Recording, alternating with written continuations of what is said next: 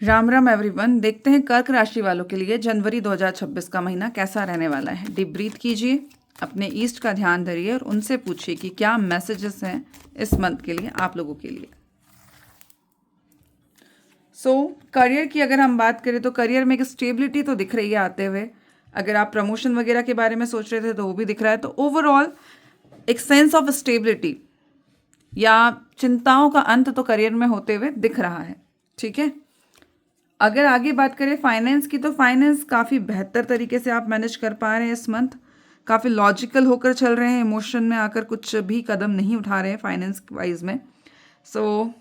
Practical planning है, balanced है। Finance से रिलेटेड कोई इशू मुझे दिखता नहीं। फाइनेंस के बाद अगर हम बात करें हेल्थ की तो हेल्थ वाइज आपको अपनी हेल्थ का ध्यान रखने की ज़रूरत है।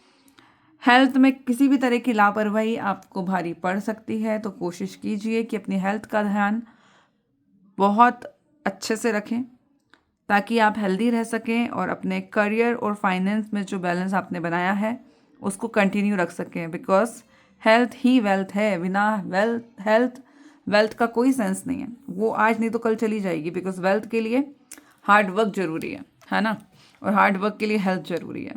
एनीवेज बहुत लंबा हो गया। अगर पर्सनल लाइफ की बात करें तो पर्सनल लाइफ में कुछ पॉजिटिव चेंजेस, कुछ पॉजिटिव ट्रांसफॉर्मेशंस आ रहे हैं। कुछ ऐसी चीज़ें भी हो सकती हैं जिसके लिए आप लंबे समय से वेट कर रहे थे, तो कुछ विश भी हो हैं जो फुलफिल हो सकती हैं आपकी। अब अगर हम बात करें कि क्या गाइडेंस है कर्क राशि वालों के लिए इस मंथ के लिए स्पेसिफिकली, तो गाइडेंस जो आ रहा है वो आ रहा है meditate and contemplate new moon in Pisces. तो भाई मेडिटेट करने को कहा जा रहा है आप लोगों से कि जो भी समस्या है उस पर बैठिए, सोचिए, विचार कीजिए और उसके बाद आपको इटसेल्फ सॉल्यूशन मिलेगा, एक कंप्लीट सॉल्यूशन मिलेगा। Believe in the impossible blue moon. तो आपसे कहा जा रहा है कि अगर आपको लग रहा है कि आप कोई काम करना चाह रहे हैं और वो नहीं होगा या वो हो ही नहीं सकता, तो आपसे कहा जा रहा है कि भाई असंभव पे विश्वास करना सीखिए, क्योंकि ये समय वही है जो असंभव को संभव बनाएगा।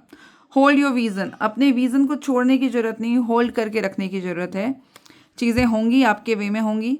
एंड द लास्ट कार्ड जो बॉटम ऑफ द डेक है, कम्युनिकेशन इज द की।